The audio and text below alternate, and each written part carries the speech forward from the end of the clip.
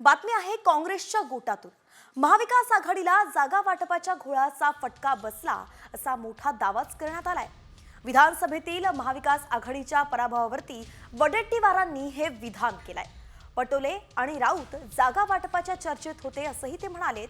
शिवाय प्रचारासाठी कमी वेळ कुठलंही प्लॅनिंग करता आलं नाही असं सुद्धा वडेट्टीवार म्हणाले आहेत आणि म्हणूनच जागा वाटपाचा घोळ झाला, त्यावरूनच महाविकास आघाडीला फटका बसला असं विजय वडेट्टीवार यांनी स्पष्ट केलंय।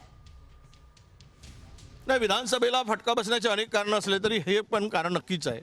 20 दिवस आम्ही जागेंचा घोळ ठेवला। नाना पटोले आणि संजय राऊत हे दोन प्रमुख नेते त्या ठिकाणी होते, त्यामध्ये आम्ही होतो।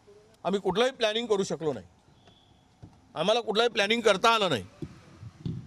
आम्हाला निवडणुकीसाठी तीनही पक्षाला संयुक्त कार्यक्रम आखता आला नाही। हे एक मुख्य कारण आहे की जागा वाटपांचा घोळ आणि घालवलेला वेळ याचाही फटका नक्की बसलेला आहे। वेळ घालवण्यामध्ये कुठं काही षडयंत्र प्लॅनिंग होतं का अशी शंका घेण्यास हरकत नाही।